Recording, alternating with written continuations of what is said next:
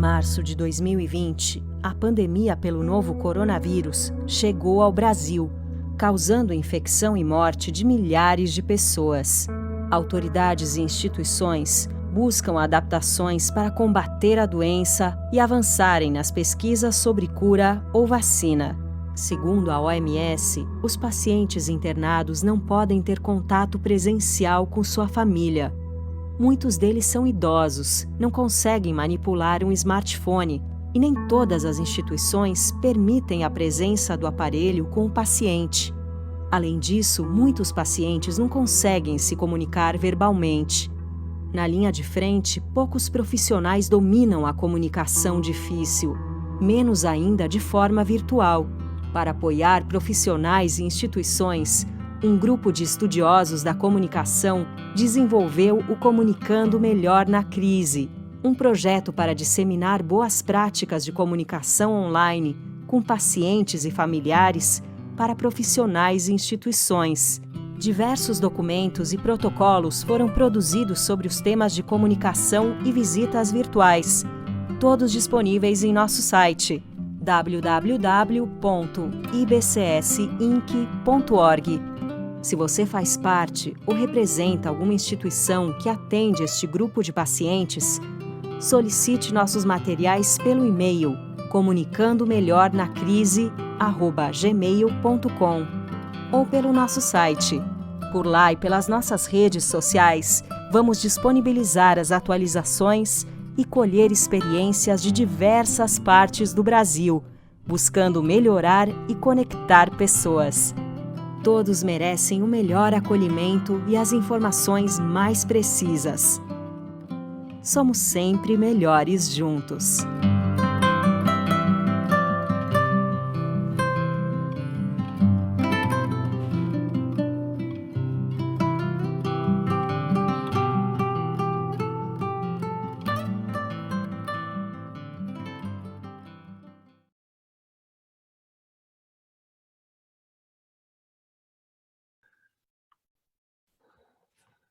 Bom dia a todos, sejam muito bem-vindos a essa live Comunicando Melhor na Pandemia. Com grande prazer, nós do Instituto Brasileiro de Comunicação, em parceria com os autores do projeto Comunicando Melhor na Crise, e temos a honra aí de estar aqui com a professora Maria Júlia Paz, e podemos fazer um bate-papo sobre comunicação. Então, sejam todos muito bem-vindos, vocês de todas as partes aí do Brasil que estão conosco e que quiseram ter esse bate-papo agora de manhã. As perguntas que forem sendo enviadas, as meninas vão mandar para a gente e vamos tentar discutir aqui ao longo desse momento que estaremos juntos. Vamos aqui tentar falar um pouco do tema de comunicação, um tema que achamos muito importante, principalmente agora nesse momento de pandemia, tem-se muito falado de outras formas de comunicação, e por isso tivemos a iniciativa de estarmos aqui hoje para fazermos esse bate-papo de uma forma mais descontraída, mais leve, utilizando aí alguns trechos da literatura e um pouco do que nós adquirimos aí nessa caminhada. Eu queria apresentar a Maria Júlia. Maria Júlia, além de grande amiga, ela enfim, muitos de vocês já devem conhecer, e ela é professora aposentada da Escola de Enfermagem da USP e tem uma trajetória imensa na área de comunicação e, assim, é uma pessoa que, para mim, é um grande referencial. É uma pessoa a qual eu estudo pelos materiais dela e agora tenho realmente a honra de poder estar junto com ela em alguns momentos da minha carreira. Então, seja muito bem-vindo, Maria Júlia. Obrigada, querido Douglas. Bom dia para todo mundo. Que bom que vocês estão com a gente. E eu vou apresentar o Douglas, porque ele não falou que ele é uma pessoa que tem uma alma grande, que nós temos muitas paixões em comum, Nós adoramos a área da saúde, eu sou enfermeira e ele é médico. Nós dois tivemos formação em cuidados paliativos, ele gosta de geriatria. E nós dois somos apaixonados por comunicação, por poesia, por música. Se vocês prestarem atenção, vocês vão ver um violão lá atrás. No próximo, ele vai cantar e tocar para nós. Dessa vez, a gente ainda não conseguiu. Mas eu tenho certeza que a gente vai fazer um encontro do jeito que a gente acredita, tentando aliar o que a gente pensa e o que a gente sente, porque isso é ser humano. Legal. Eu vou começar então com a primeira provocação. A gente vai fazendo algumas provocações um para o outro e abrindo para os comentários. Primeiro eu vou trazer aqui uma música do Herbert Viana, um trecho de uma música que diz o seguinte: eu quis querer o que o vento não leva, para que o vento só levasse o que eu não quero. Eu quis amar o que o tempo não muda, para que quem eu amo não mudasse nunca. Eu quis prever o futuro e calcular o passado, calculando os riscos bem devagar, ponderado, perfeitamente equilibrado. Até que um dia qualquer eu vi que alguma coisa mudara. Trocaram os nomes das ruas e as pessoas tinham outras caras. No céu havia 9 luas e nunca mais encontrei minha casa. Provocação. Maria Júlia. Tudo mudou de repente. De repente, muito do planejado ou do acadêmico, né, deixou de fazer sentido pela novidade. E agora? E agora? É difícil falar de forma racional depois de tanta poesia, né? Porque é óbvio que é a poesia que toca o nosso coração e, na verdade, ela se explica por si mesma. Mas vou trazer para a conversa, para vocês não acharem que a gente só fica pensando em poesia, um livro que foi lançado do Nassim Nicholas Taleb. Ele é um libanês que escreveu A Lógica do Cisne Negro.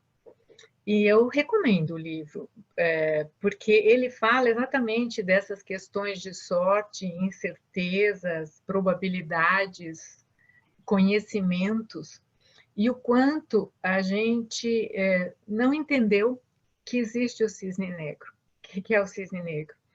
É aquela única observação que pode invalidar uma afirmação que todos acreditam, assim, que originalmente todos acreditam. E, de repente, essa única observação muda tudo, como muda a vida. E ele traz nesse livro exatamente essa compreensão de que a vida ela é muito dinâmica e que, por mais que a gente se sinta seguro, queira se sentir seguro diante do que é conhecido, o desafio da própria vida é exatamente lidar com a incerteza, com a probabilidade e com o que se apresenta diante de nós. Então, quando eu gostaria que o vento não levasse. Quando está bom, eu gostaria que não trocassem o nome das ruas, que não mudassem as coisas. Mas isso não é a vida. Tanto que, Douglas, eu vou só aproveitar antes que você complemente, mas às vezes as pessoas confundem achando que o contrário da vida é a morte, né? E não é, né? O nascimento é o contrário da morte. A vida é tudo que tem exatamente de dinâmico nesse meio do caminho e que envolve o vento, que envolve a lógica do tempo e que envolve exatamente essa questão dinâmica. E por isso que, em termos de comunicação, não dá para ter uma fórmula. Não dá para a gente poder seguir um roteiro pré-determinado, dizendo é assim, é assado, é assado. A minha atenção é necessária que esteja no presente, porque é exatamente onde a vida está acontecendo. Né? Legal.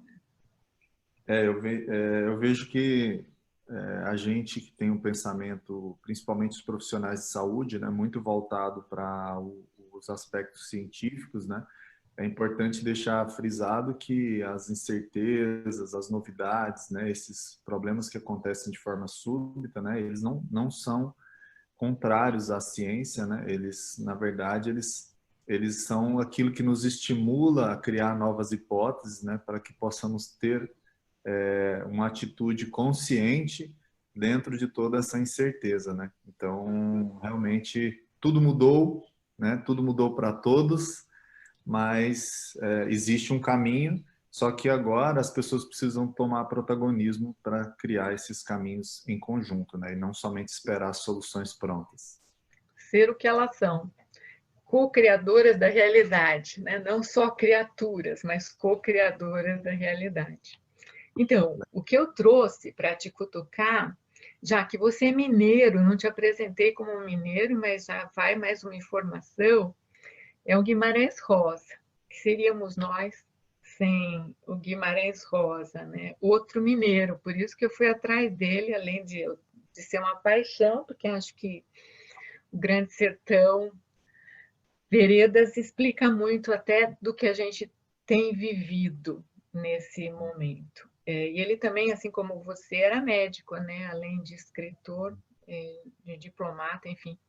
E ele tem uma frase que eu gostaria de provocá-lo com ela. Ele diz assim no Grande Sertão: a coisa não está nem na partida e nem na chegada, mas na travessia. Então, Douglas, né, do que emerge a realidade? Como é que você tem vivido essa travessia, né? O que é isso que a gente tem vivido enquanto comunicação? Quem sabe você pode falar dessa experiência comunicativa, dessa travessia.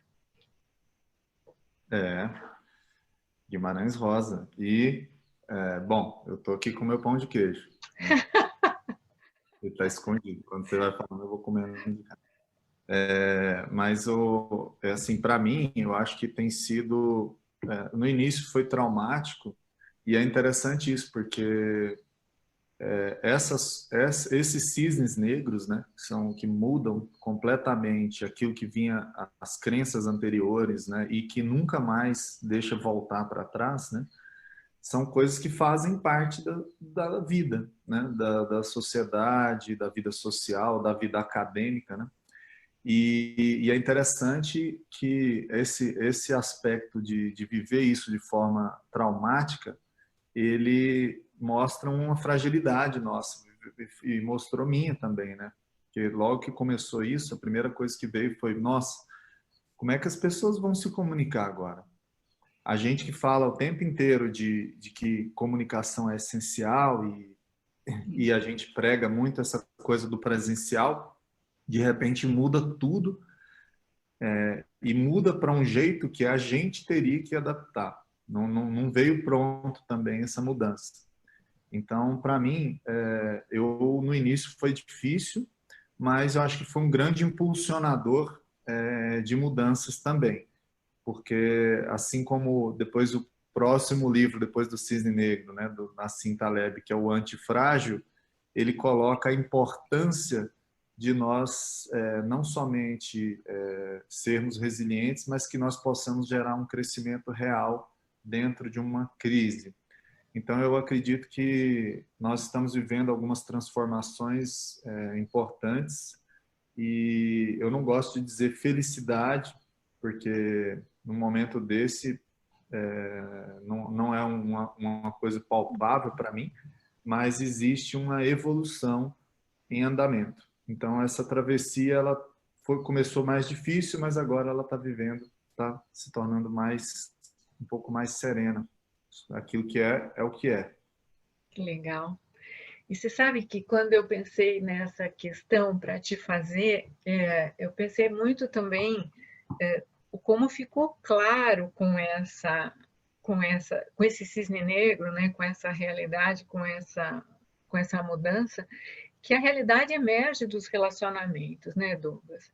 Assim, todos dependemos de todos. Nós da área da saúde sabemos que as pessoas são livres para andarem sem máscara, são livres para saírem de casa, mas elas têm que sair né, com essa consciência do que é que essa saída provoca e do que elas podem gerar quando fazem isso.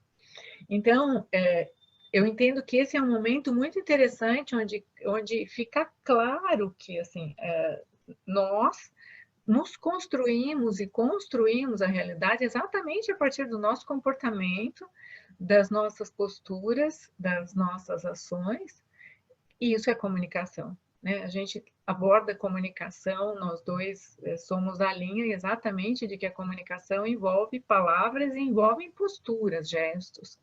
Então, ficou claro para quem não tinha essa clareza que até a previsão do que possa ser depende de todos nós.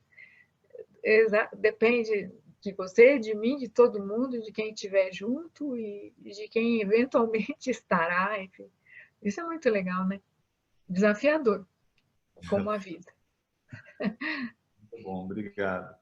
Bom, a próxima provocação, eu vou trazer uma frase do Bezerra da Silva. A necessidade obrigou você a me procurar. Você era orgulhosa, mas a necessidade acabou com a sua prosa.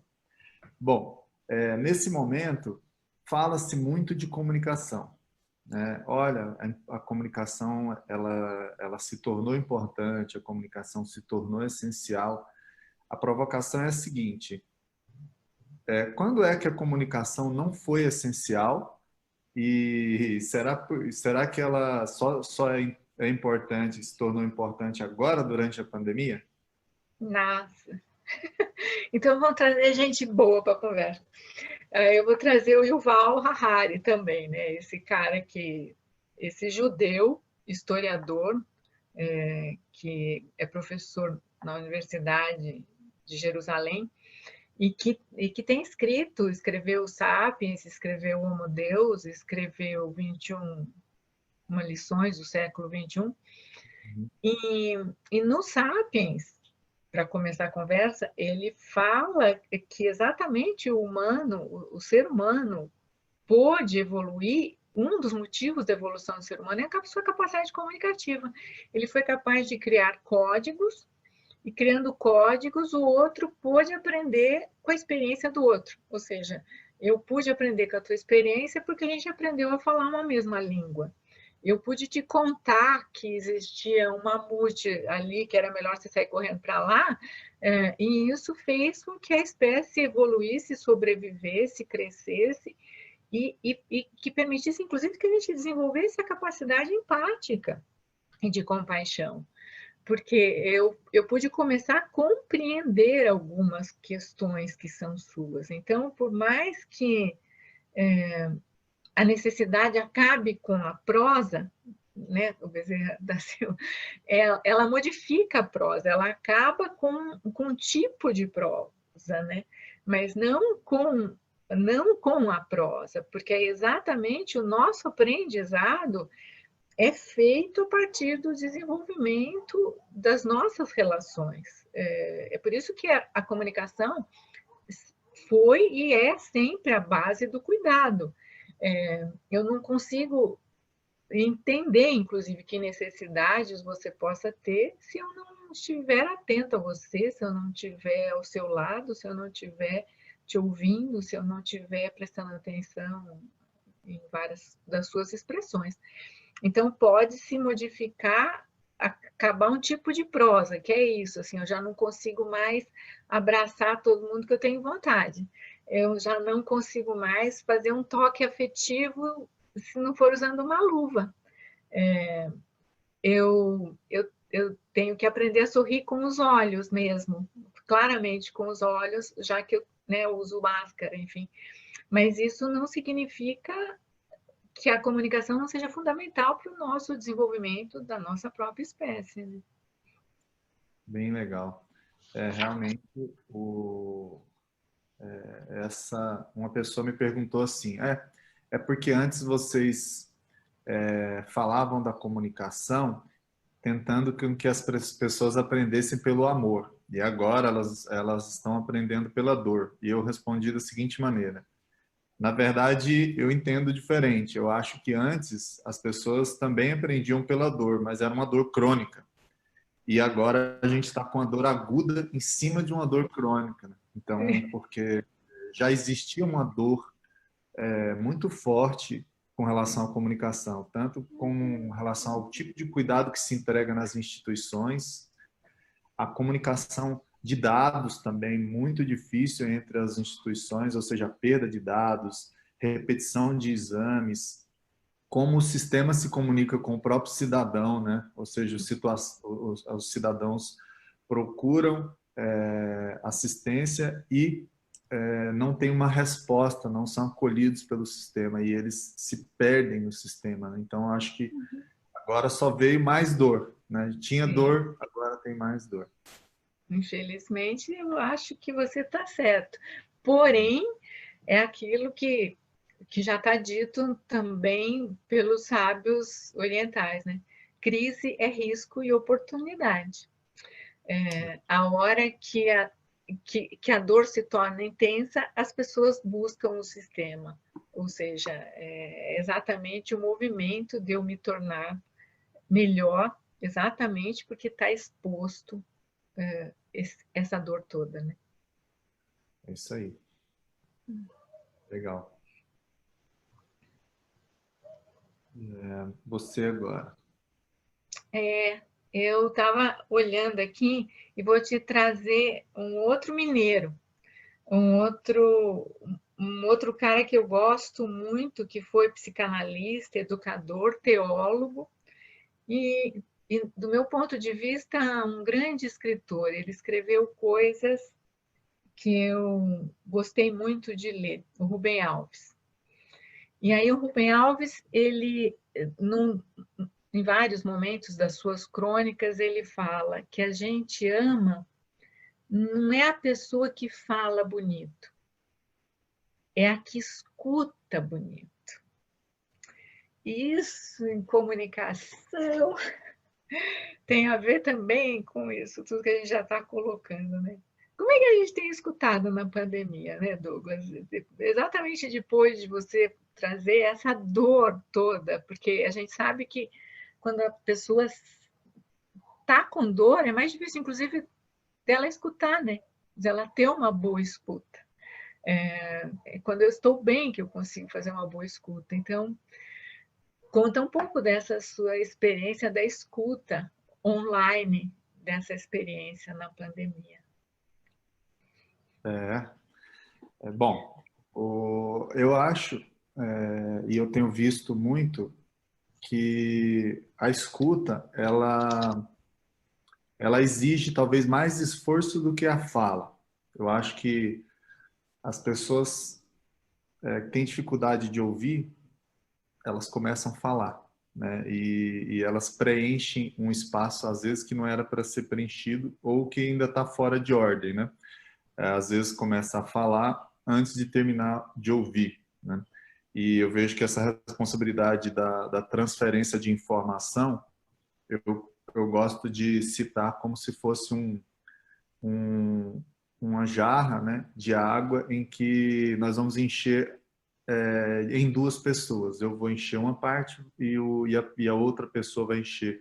Só que as pessoas esquecem que normalmente a outra pessoa vai encher a maior parte da jarra e a gente só vai completar a jarra, né? E se a pessoa começou a se encher aquela jarra com suco de laranja, não adianta eu querer, no final, querer encher com Coca-Cola, porque vai misturar Coca-Cola com suco de laranja, né? Então, ou seja, além de eu só ter que completar a jarra, eu tenho que completar conectado com aquilo que a pessoa está colocando lá dentro, né, com o formato dela. Então, o que eu percebo agora é algumas coisas. Na comunicação online com as famílias, a gente já tinha, às vezes, um profissional que, às vezes, movido pelo medo e pela própria desinformação, não capacitação nessa área, ele já não gostava muito de ouvir. Então, a gente, quando vai conversar por telefone, é uma mega oportunidade para não ouvir a outra pessoa e falar muito mais do que ouvir. Então, tem sido um exercício. No início, eu reparei que o tempo de conferência familiar, meu mesmo, o tempo caiu. Eu lembro que caiu consideravelmente, de 50 minutos, que é a minha média, para 30 minutos. E eu precisei rever algumas coisas, porque eu precisei rever essa escuta, né, novamente, de escutar os diferentes personagens, mesmo estando à distância. E eu tenho percebido também, uma outra escuta que me vem à mente, é que as pessoas, no momento de estresse muito grande, com os nervos à flor da pele, elas têm feito anamneses mais rápidas, elas têm feito um resumo do caso muito resumido, muito focado naquilo que está na foto e esquecendo do filme. E aí é um perigo, porque aí envolve segurança do paciente também. Porque se eu tenho um paciente idoso, que às vezes a gente vê um paciente idoso, chegou e a gente prega tanto que não seja utilizado somente a idade como um fator prognóstico isolado, mas às vezes se a gente pega um idoso que até tinha uma doença crônica, eu falo que acima dos 70 é muito difícil um de nós não ter pelo menos uma doença, né, crônica. Então, aí já fica paciente idoso com comorbidades e às vezes é um idoso totalmente funcional, levando sua vida, e está com a doença extremamente grave, com plena indicação de medidas invasivas, de terapia intensiva, etc.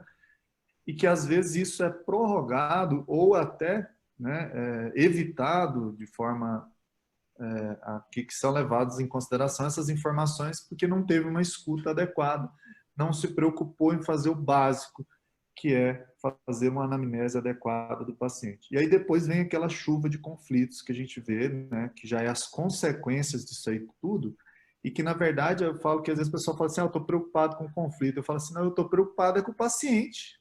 Estou preocupado. Você está preocupado com você e o paciente que sofreu isso aí tudo desnecessariamente, né? Então, eu estou vivendo mais ou menos dessa maneira, estou vendo dessa maneira. Continua emocionante a questão da escuta. Você sabe que o Rubem Alves, até para quem está ouvindo e eventualmente não seja da área da saúde, né? Uma das crônicas que eu gosto muito dele é a escutatória, né? É aquela em que ele fala que ele vê um monte de cursos de oratória, porque todo mundo quer aprender a falar, e que ele tinha até pensado em montar um curso de escutatória para que as pessoas, quem sabe, hein, Douglas, olha uma ideia aí para nós, Pois é, então. aprender a ouvir. Mas ele teve medo, achando que as pessoas, assim, que não teria alunos para isso. Eu acho que a gente está vivendo um momento extraordinário em que se percebe que a gente precisa aprender a ouvir se eu quiser compreender. Porque aí tem uma premissa anterior, né? Assim, eu escuto aquilo que eu tenho vontade. Esse é um dos desafios que a gente tem nesse nosso mergulho online, porque se eu não gosto daquilo que eu estou ouvindo, eu mudo de canal, eu mudo de live, eu mudo de pessoa, eu vou para outro e não aprendo, eu não compreendo algo que, para que eu possa, inclusive, crescer nas relações, é o atrito, né? A gente sabe que é atrito que permite que a gente cresça. Então, esse é um dos desafios que eu vejo nesse momento também de pandemia ou de escuta online, que é o quanto eu sou capaz de entender todo um raciocínio antes até de decidir se aquilo me convém ou não, porque senão eu mudo de canal, senão eu vou para outro e aí fica o que o Bauman fala, né, dessas relações que são frágeis, dessas relações que são líquidas, como ele chama, né? O Bauman fala que eu não fico nelas o tempo suficiente para desenvolver algum grau de compreensão do que é esse outro, né? E justamente isso, né? O líquido ele é adaptável, mas ele é fugaz, né? Assim como para a gente construir uma coisa sólida, ele é mais difícil de se perder, mas o tempo de construção envolve muito mais esforço, né? Então, escutar é tentar criar uma base sólida para aquilo que você vai ajudar a outra pessoa, né? E as E pessoas... é ajuste, né? Adorei você falar. O cara entrou com a Coca-Cola, meu. Você tem certeza que você vai colocar, sei lá o que você vai colocar, né? Exatamente. Sei Né? lá. Qual é a história? E aí, então, puxando ainda desse tema da escuta, né, que como é importante individualizar isso para que a gente possa entender se a escuta das palavras tem a ver com a escuta real daquilo que a pessoa quer dizer, né, porque é um momento que tá muitas pessoas à flor da pele, inclusive os profissionais. Eu vou trazer, então, um trecho de Fernando Pessoa. Assim como falham as palavras quando querem exprimir qualquer pensamento, assim falham os pensamentos quando querem exprimir qualquer realidade. Mas, como a realidade pensada não é dita, mas pensada, assim, a mesma dita realidade existe, não o ser pensada. Assim, tudo que existe simplesmente existe. O resto é uma espécie de sono que temos, uma velhice que nos acompanha desde a infância da doença. Bom, Maria Júlia, num momento de conflito com um familiar, com um colega, o que dizemos é o que dizemos? E numa pandemia? Bom, para ter essa grandeza de fala, só o Fernando Pessoa mesmo, que foi capaz de ser muitos em um só, né? A realidade pensada não é dita. É porque ele está partindo de um pressuposto que eu também acredito que é legal ficar claro, que é assim, a realidade é sempre uma construção individual, né, Douglas? É assim, a tua realidade não é a minha realidade, não é a realidade de ninguém, porque você traz um referencial que é teu, você tem um olho que percebe de um jeito diferente do meu, um ouvido, enfim, enfim, os sentidos são únicos e eu tenho um referencial de construção. Então, toda a realidade, ela envolve um julgamento. E é quando eu tenho consciência de que envolve um julgamento que eu posso colocar atenção nesse julgamento para não me deixar mergulhar em todos esses preconceitos, esses conceitos prévios, esses estereótipos, e vou usar a sua fala anterior. Quando alguém começa a falar um idoso com comorbidade, eu já decidi que não é para ele que vai o respirador, enfim. Então, para eu não cair nesse julgamento, eu tenho que me lembrar que as percepções elas são únicas. E sendo únicas, é aí que está a beleza também do conflito. Se eu entendo que conflito é qualquer diferença de percepção, de sentimento, de experiência, de intenção, eu estou falando de conflito. Eu estou falando, você queria isso, não queria, né? Por exemplo, nesse momento, não, nós não conheço ninguém que fale, eu gostaria de estar vivendo essa experiência de pandemia. Se você conhecer, eu sei para onde a gente pode encaminhá-lo, pode me falar, que eu indico certinho o lugar. Mas é isso, essa é a realidade. Não é eu ter escolhido, ou se eu escolhi antes de vir para a Terra, ou seja, estamos falando já de uma escolha anterior à minha condição de estar aqui. Então, eu penso que quando o Fernando Pessoa está falando a realidade pensada não é dita, mas pensada, tem muitas coisas que a pandemia também reforça dessa dificuldade, que é nós não estávamos preparados para lidar com tanta morte, os profissionais não eram todos com treino de dar notícias difíceis, as pessoas não tinham entendido que pode morrer uma pessoa por minuto, para falar de uma realidade brasileira. Então, não, às vezes eu penso algo que também não sou capaz de expressar, porque o conflito interno é muito grande. Então, você vê famílias que são, às vezes, devastadas, porque é mais de uma pessoa que entrou em contato com Covid e precisou de internação, e elas não sabem nem conversar sobre aquilo, porque nunca conversaram, nunca ouviram falar da possibilidade de você discutir com a família o que é o jeito que você eventualmente queira morrer, um limite que você queira ter, que são essas questões que nós, como paliativistas, aprendemos a trabalhar com o testamento vital. Então, eu acho que essa fala do Fernando Pessoa é muito grande, assim como é o Fernando Pessoa, assim. Falham as palavras, são muitos os pensamentos que podem ser expressos, mas não acham que todos são, simplesmente porque cabem muitos também dentro de nós, não é só o Fernando Pessoa que tem heterônimos, né? Mesmo a gente não tendo essa capacidade dele de expressar, talvez, no Alberto Caeiro, enfim, de diferentes intenções, nós também vivemos um momento único de resolução e de conflito, enfim.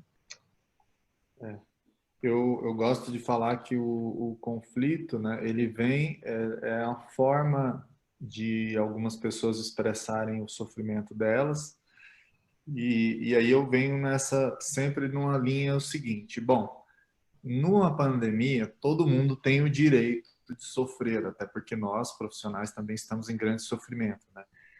Porque antes esse argumento eu usava sempre assim, quando alguém me perguntava, olha, mas a família disse que esse hospital, cada um fala uma coisa e tal, e aí vem aquela pulsão de querer contra-argumentar, né? E eu dizia o seguinte, bom, é o familiar que está com o parente dele ali doente, ele está passando por um processo de sofrimento muito grande, portanto, ele tem direito de brigar com você, você não tem direito de devolver. Agora, aí eu já ouvi também assim, então, você falou que é a ver com sofrimento, eu também estou sofrendo. Eu falei assim, então agora nós vamos usar outra regra, porque agora é assim, quem que está sofrendo mais? Né? Porque no final das contas, a gente como profissional, a gente não pode ser o ponto de confronto. Né? Conflito não é confronto, conflito é a oportunidade de crescer.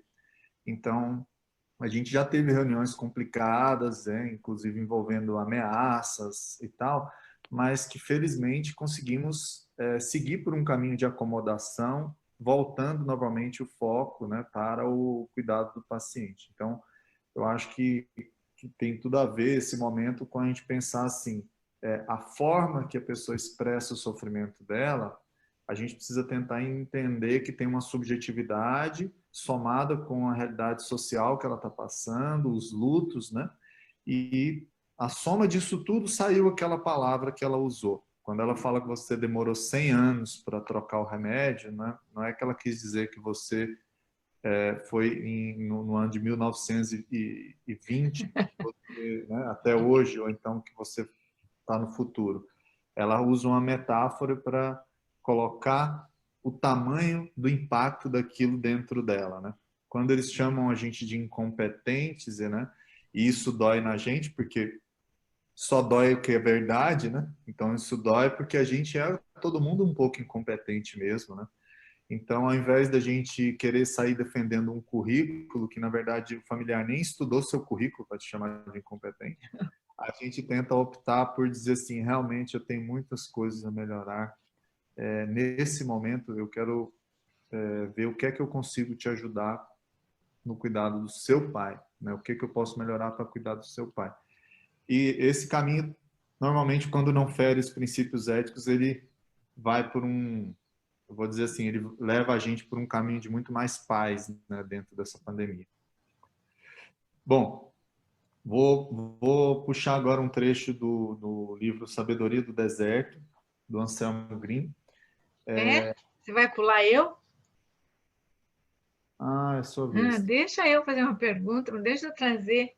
Nós vamos ter que. É que eu fiquei com uma vontade enorme de falar, que você estava falando de autoconhecimento, e aí eu achei que tinha tudo a ver com uma provocação de um filósofo alemão, né, Friedrich Nietzsche, porque o Nietzsche, que também, assim, além de um filósofo, ele escreveu livros que a boa parte das pessoas leem, né? Gaia Ciência, da onde eu tirei essa frase, mas assim falou Zaratustra, além do bem e do mal.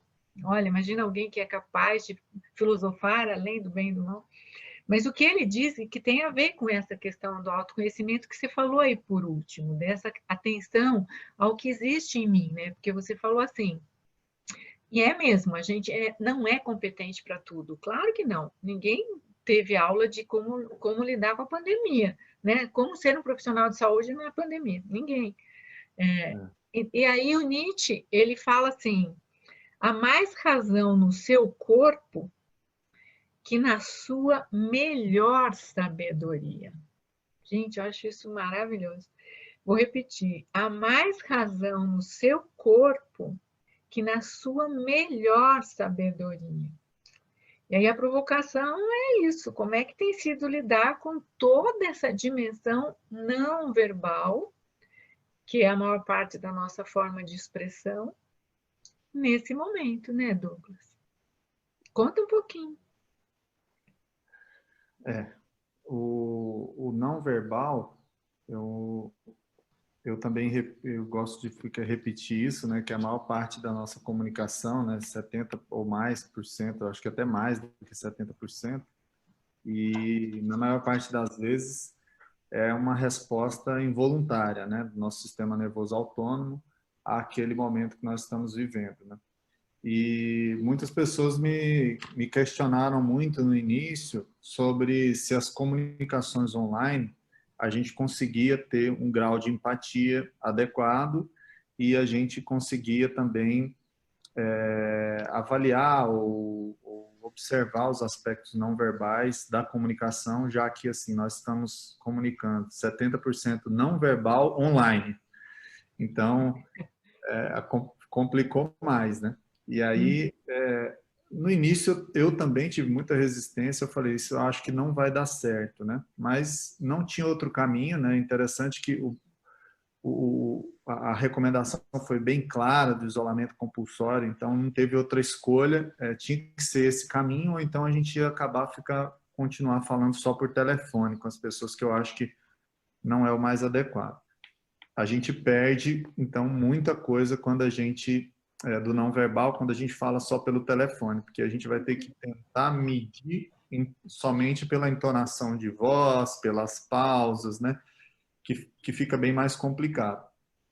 E quando a gente começou a fazer as reuniões online, eu começo a reparar que as pessoas se conectam e as pessoas manifestam suas emoções do outro lado, né? Então, a primeira evidência que eu vejo é assim, quando a gente se comunica com as pessoas e elas choram, elas manifestam diversos outros tipos de emoção. Interessante a forma como elas se preocupam conosco. Praticamente todas as reuniões, as pessoas elas falam assim: olha, vocês precisam se cuidar, nós estamos orando por vocês, né? O envolvimento dos próprios aspectos espirituais e religiosos nas falas, né? Isso mostra um grau de conexão que eu não esperaria, né, tão forte, né? Eu achava que seria mais no presencial. E, além disso, algumas reações físicas e algumas reações que as pessoas têm do outro lado, que a gente consegue sim fazer uma leitura, né? Eu vejo muitas pessoas que têm uma emoção muito forte, elas têm uma dificuldade de permanecer com o rosto direcionado diretamente para a câmera. Então, a gente tem as pessoas normalmente saindo do foco da câmera, levantando o celular, e às vezes a gente fica com o celular olhando para o teto, né, da pessoa enquanto ela está emocionada. A gente tem celular que treme muito, às vezes dependendo da situação, mostrando para a gente também um sinal de fechamento, que a gente precise talvez tornar a nossa fala um pouco mais pausada, dar um espaço maior, né?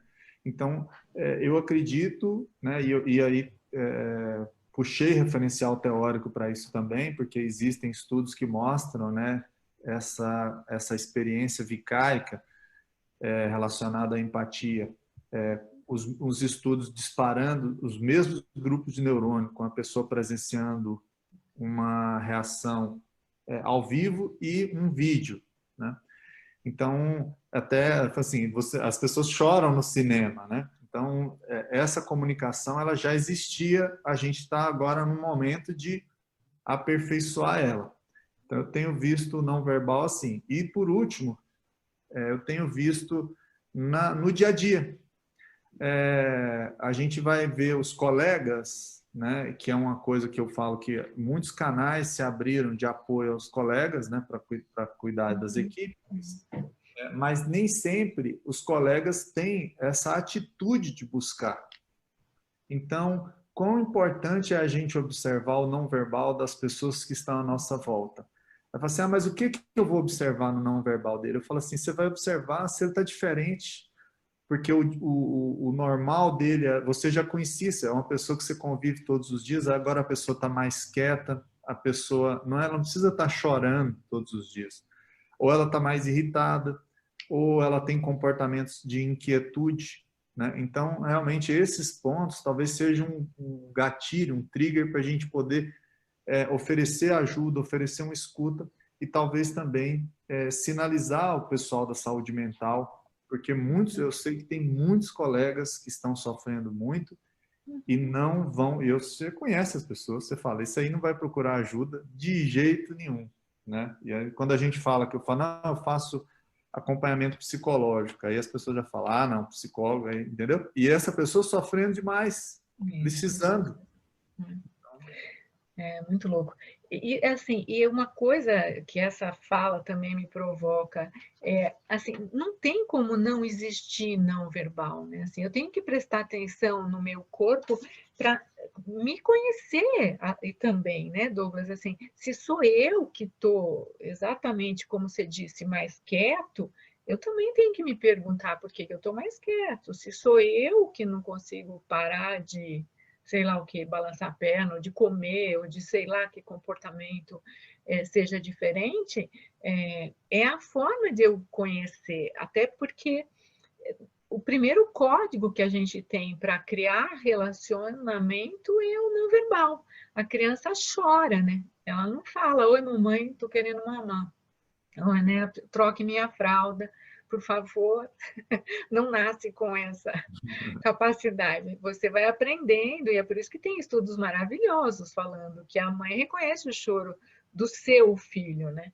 Mesmo que tenham outras crianças todas chorando, você sabe quando é o teu, você olha na direção daquilo que é o teu desafio. Ou seja, é a comunicação atávica, assim, é nossa, de espécie, a gente não pode jogar fora. E é por isso que eu acho que, inclusive, as pessoas têm se adaptado nesse momento de pandemia para fazer coisas expressando o não verbal de uma forma que eu acho encantadora, que é isso de alisar um cabelo, mesmo com a mão enluvada, para poder fazer um toque afetivo, que é colocar uma foto entre um avental e outro para poder mostrar a carinha de quem é que se aproxima, como se fosse um astronauta de você, né?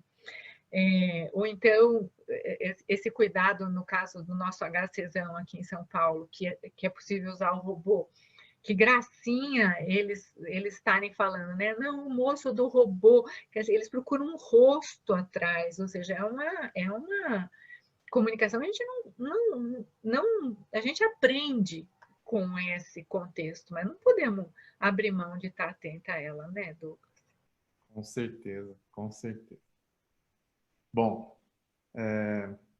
eu vou citar então agora Anselmo Green, agora na ordem certa, né? Dois agricultores moravam na mesma cidade. Um deles só semeou poucas sementes e não estavam selecionadas. Já o outro desistiu de semear e não colheu absolutamente nada. Quando, pois, surgir o flagelo da fome, quem dos dois terá para viver? O irmão respondeu, aquele que semeou as sementes não selecionadas. Então disse-lhe o ancião, deixe que semeemos um pouco, mesmo que com sementes não selecionadas, para que não morramos de fome. Esse vem de Poemen, né, da sabedoria do deserto, do Anselmo Green. A provocação é a seguinte, partindo do pressuposto que muito do que precisamos agora nós nem sabemos ainda, melhor semear o que temos ou guardar sementes que venham de outras autoridades ou de outros países? Essa é uma provocação, inclusive política. Nós vamos ficar importando respirador da China até quando, meu? É, eu acho que está na hora da gente assumir que a gente não é vítima. Porque um dos comportamentos fáceis, eu acho,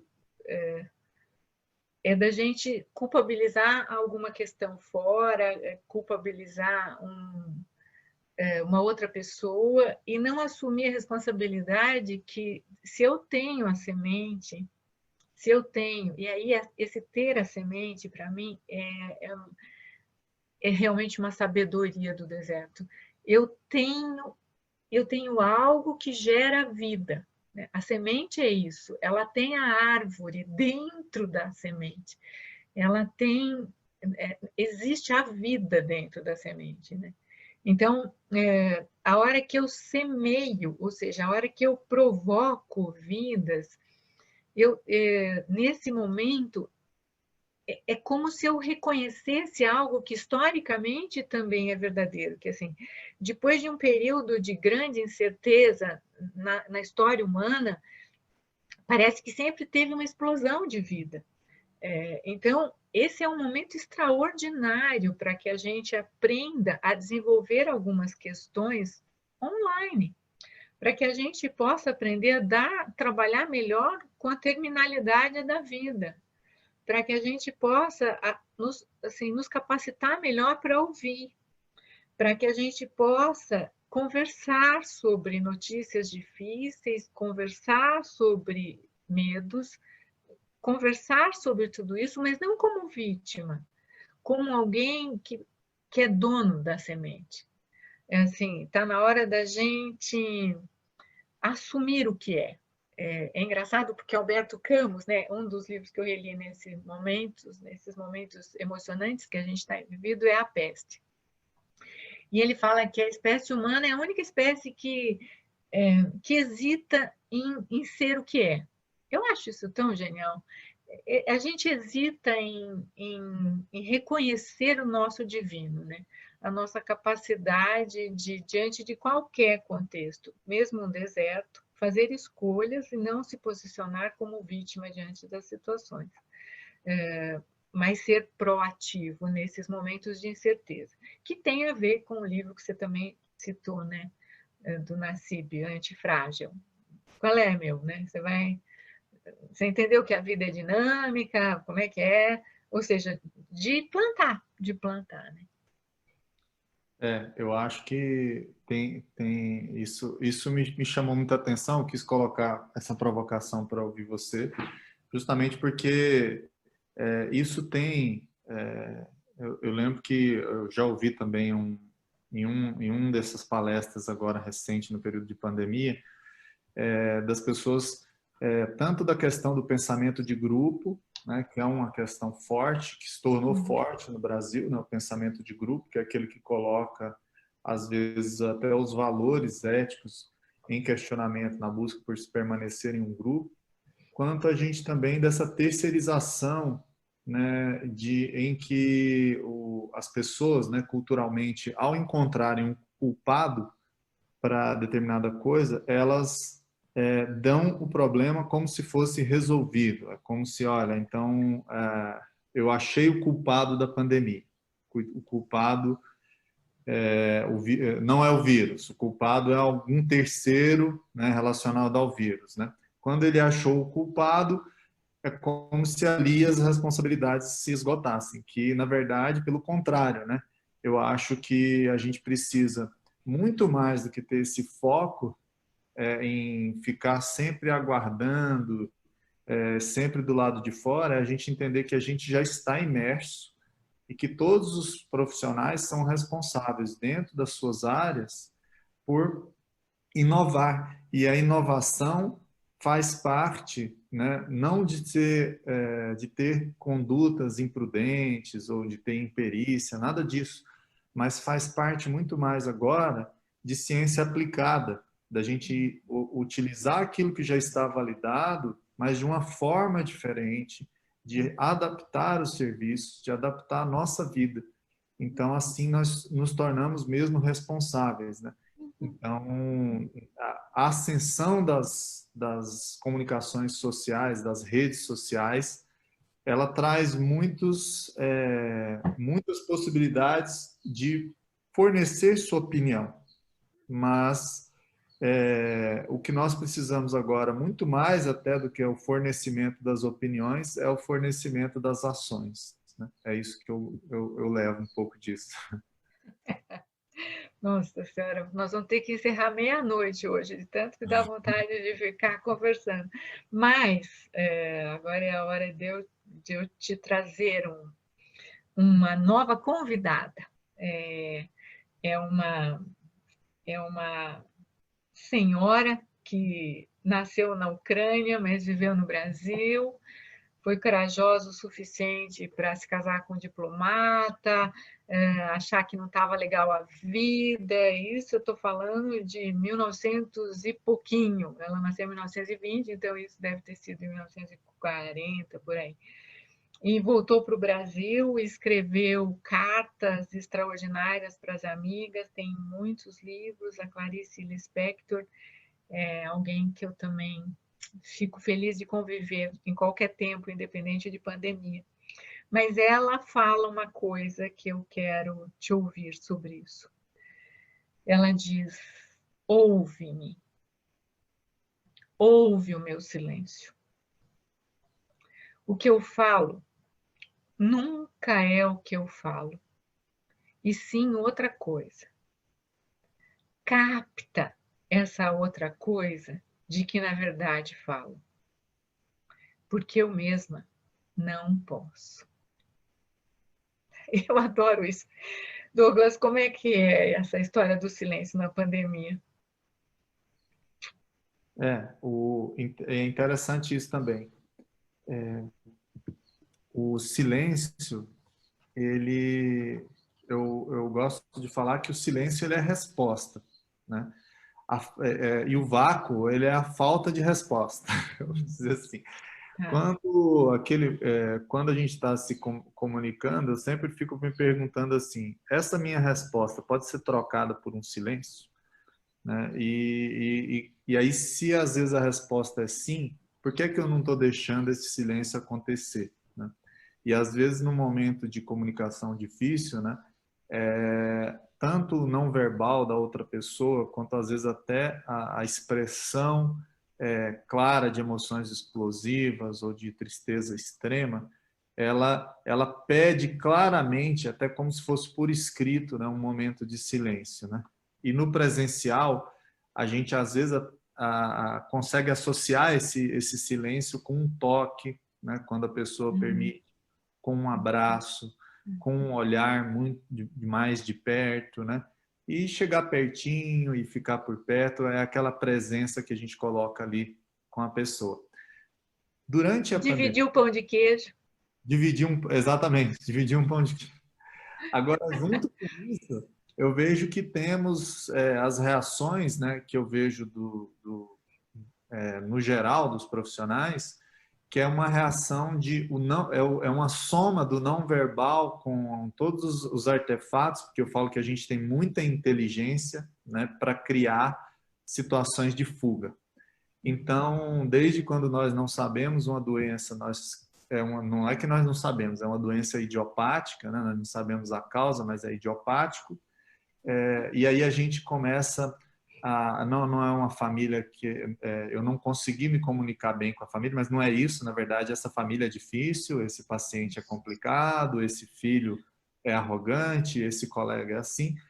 E, além de tudo, a gente ainda tem outras situações que a gente consegue fugir do momento de conexão, que é, por exemplo, linguagem técnica, né, que as pessoas começam a entrar numa narrativa técnica, ela se esconde de trás daquela narrativa, e é engraçado que o do silêncio é o contrário, né? Manter o silêncio durante a fala, ele começa a se tornar desconfortável, mas era aquele desconforto que ia te conectar de verdade com a outra pessoa, e a gente vai lá e não deixa a bola quicando, né? É como se a gente vai e aí surge um então, né? Então a pessoa tenta colocar uma fala onde não precisava. E agora, durante a comunicação online, o que a gente repara? Quando a pessoa conversa só por telefone, é o que eu falei, uma baita oportunidade de bloquear a escuta e, como você não está tendo toda a percepção não verbal, você acaba bloqueando o silêncio, que é uma coisa desconfortável, né? Imagina só no telefone aquele silêncio e a outra pessoa do outro lado emocionada. No vídeo, também, porque no vídeo as pessoas começam a chorar, né?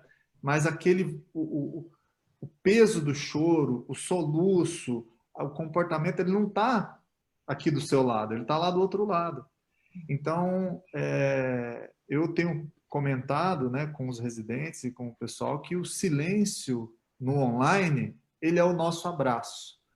Então, eu falo assim, mas como é que eu posso abraçar outra pessoa? Então, você fica calado, mas é um silêncio atento, né, ao momento que a outra pessoa retoma a fala e aí a conversa volta. Então, eu acho que se eu pudesse resumir a importância do silêncio agora, o silêncio se tornou o nosso abraço online. Adorei isso. Adorei essa frase, maravilhosa, espetacular. Até, desculpa, porque eu entendo que um bom ouvinte é aquele que é capaz de chegar a se aproximar da compreensão do porquê o outro pensa assim. Não só o que ele pensa, mas o porquê ele pensa assim. E para isso eu preciso abrir espaços de silêncio, para que ele possa confiar em mim o suficiente para poder me dizer de onde a origem da sua crença, do seu sentir, da sua dúvida. É uma descoberta, é maravilhoso. Para quem vai além do medo, isso é um presente. Legal. Bom, estamos quase acabando, mas vamos lá. Já dá para. Estouramos o tempo, hein, Douglas? Vamos lá, mas só temos mais duas provocações. Eu vou trazer uma figura super polêmica, né? Uma figura mística aí, internacional, que é o Osho, né? Que eu peguei esse trecho do livro dele, Tantra, né? O Caminho da Aceitação, e ele coloca o seguinte: conhecer a verdade é a maior aventura que existe. Você poderá se perder, poderá nunca mais voltar. Quem sabe? Maria Júlia, nesse momento que a gente está vivendo a situação de ficar sozinho, né? Ou seja, ficar acompanhado de uma pessoa que é você mesmo, né? O que é ficar sozinho para você? E você acha que as pessoas vão ter um legado, né, delas mesmas ou social após essa pandemia? A gente vai ter um legado após essa pandemia? Que bárbaro, é tão grande isso. Eu vou responder primeiro, então, a questão pessoal, já que você perguntou para mim, para depois tentar falar alguma coisa maior. Eu tenho muita sorte de ser meditadora faz alguns anos, né? Eu faço Vipassana, eu sei que tem gente me ouvindo, minha filha está me ouvindo, ela sabe disso. Então, esse ter espaços e momentos de silêncio é o que permite você voltar a se ouvir, emendando com a questão anterior. É exatamente você ter momentos de silêncio para você se observar e voltar a se ouvir. Por quê, né, Douglas? Porque a cada instante mesmo, é muito louco quando cai a ficha que a cada instante você pode evoluir naquilo que você é ou se degradar. E que depende de você. Então, cada pensamento seu, cada atitude, a menor contração do rosto, né, já que a gente estava falando do não verbal, comunica para o universo inteiro, para um bom observador, o seu grau de responsabilidade e o seu grau de liberdade. Então, estar sozinho nesse momento, estar consigo nesse momento, é a chance de você retomar qual é a lua daquela primeira citação das 9 luas, da música, você quer se aproximar, acompanhar e seguir. Então, é a tua chance de tomar uma decisão do que você quer ser. Então, eu vejo esse momento como um grande momento nesse aspecto. Porém, não tenho a fantasia que todos aprendem com todas as oportunidades. Senão, nós teríamos aprendido já com a peste, ou teríamos aprendido com a Grande Guerra, nem precisava ter tido a Segunda, ou teríamos, entende assim? Então, mesmo esses grandes momentos que depois, vamos falar de uma forma bem positiva, provocaram mudanças espetaculares no desenvolvimento da própria espécie, não foram suficientes para que todos entendessem. Por quê? Porque não estão todos no mesmo lugar. Se a gente lembrar da caverna do Platão, a imagem dessa subida em direção à luz é muito ilustrativa, porque quem está lá sem nem ver o sol não acredita na existência dele. E aí o aprendizado é você exatamente estar ao lado de alguém que te diga, se você colocar o pé aqui é mais fácil essa subida. Se você colocar a mão ali naquela reentrância, fica mais fácil você sair. E aí, graças a Deus, tem os grandes avatares da humanidade que voltam para contar esse caminho. Então, está tudo escrito aí, mas eu não tenho a fantasia de que todos aprenderão. Eu acho que tem isso que a gente já colocou também, que eu tenho que aprender a ficar num lugar, porque o online te permite pular. E aí não está bom, eu caio fora antes de aprender. Eu acho que esse, por exemplo, é um dos desafios que a gente está tendo. Mas a gente vai dar saltos, eu tenho certeza disso. O que você acha?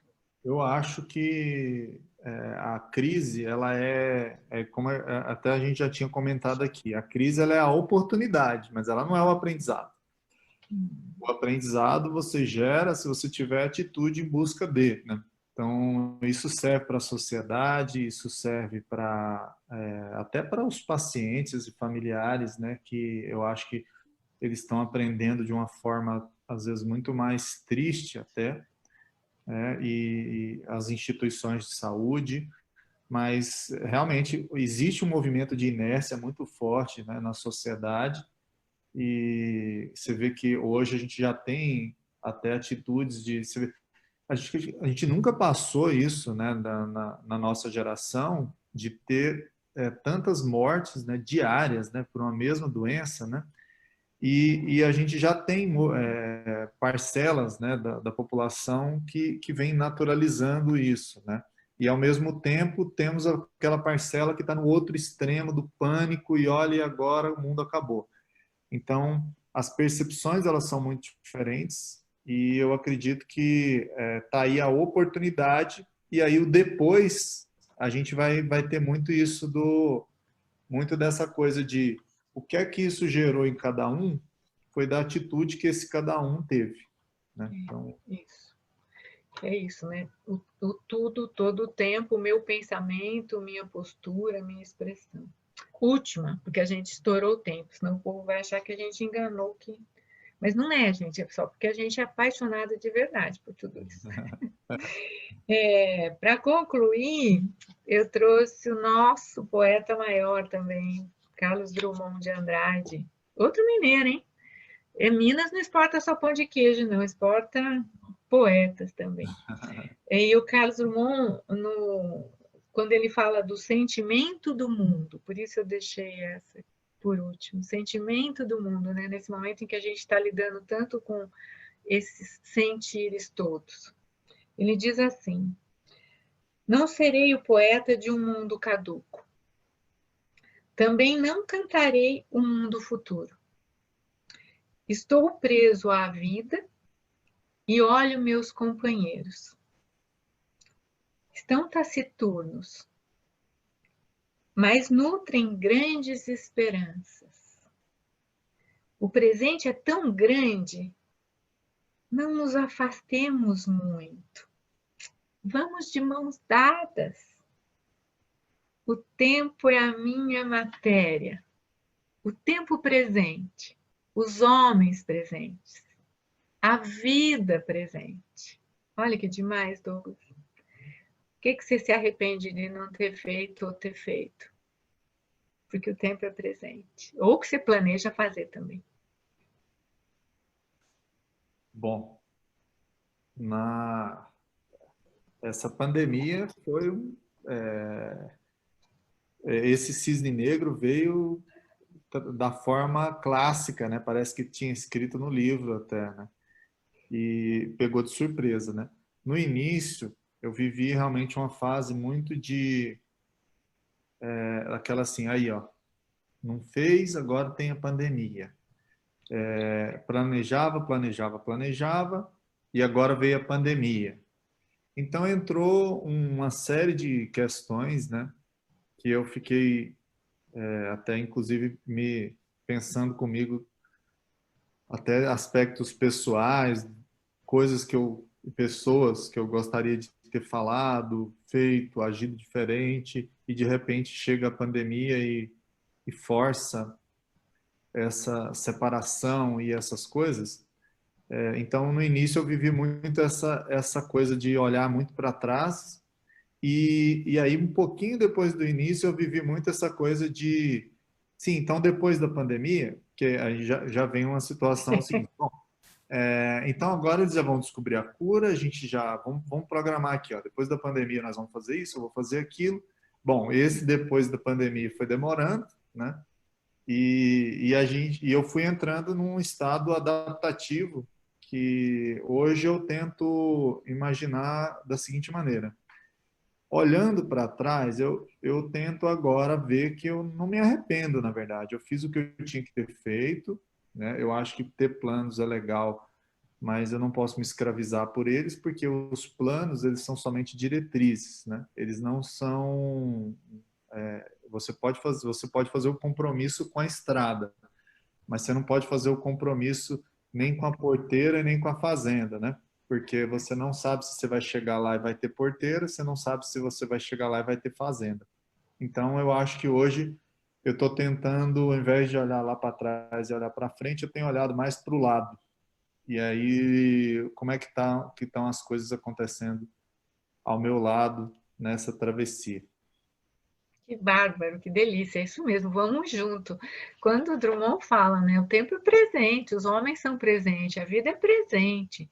Você sabe que para terminar, né, porque a gente tem que terminar mesmo. Se tem uma coisa que eu gostaria demais que as pessoas se aproveitassem desse momento, é exatamente isso. A vida, ela acontece no presente.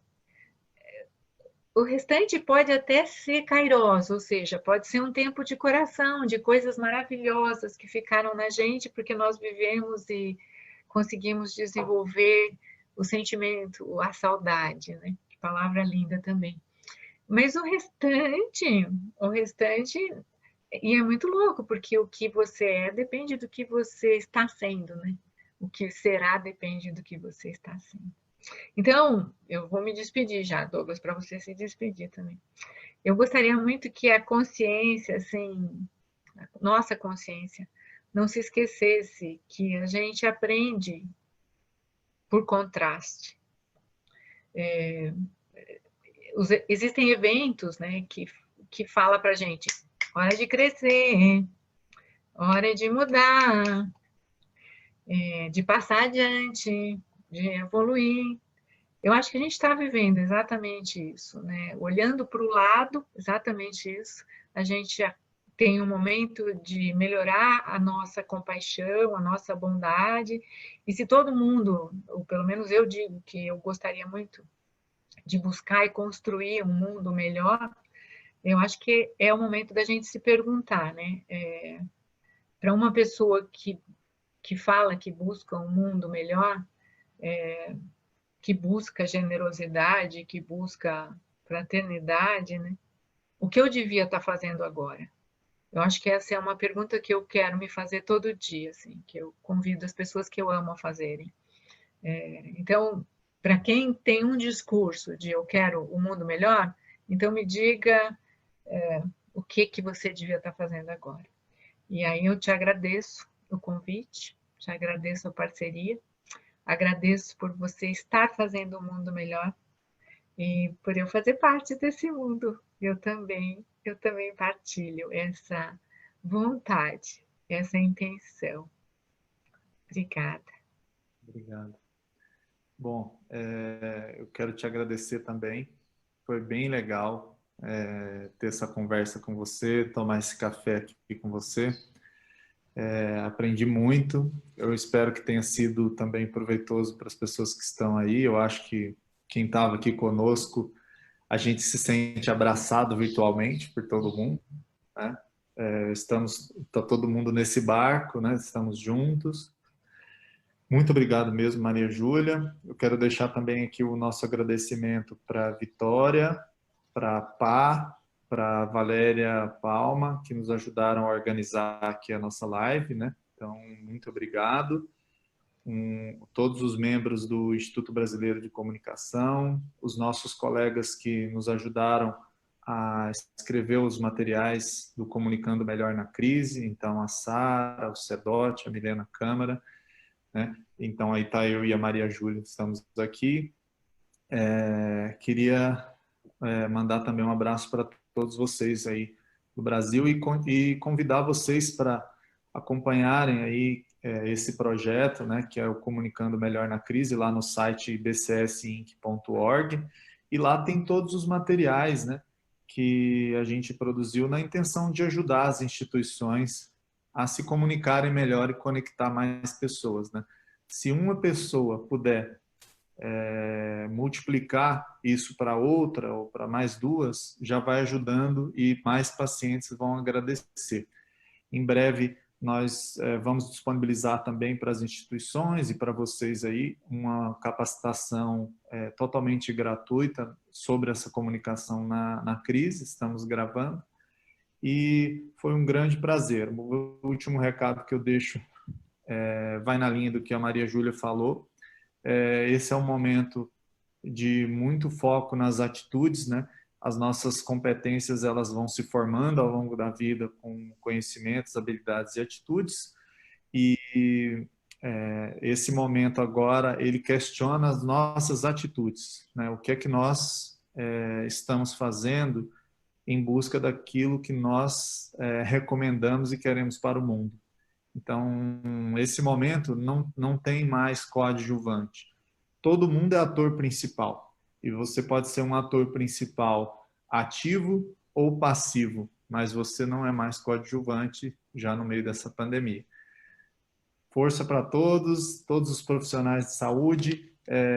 Eu queria dizer que a gente teve algumas manifestações, viu, Maria Júlia, do pessoal, e a gente acabou estourando o tempo. A gente é meio desatento aqui com as perguntas, mas a gente vai mandar os abraços aqui, para Cláudia, para Larissa, para Camila Monteiro, Patrícia Trindade, Renata Araújo, Ive Carvalho, Simone, Sandra, Débora, Fernanda, Thaís e para Lili. E a gente depois se coloca à disposição para conversar nas nossas redes sociais. Tá bom? Obrigada por todos. Obrigada, Douglas. Vamos junto. Até a próxima. Até a próxima.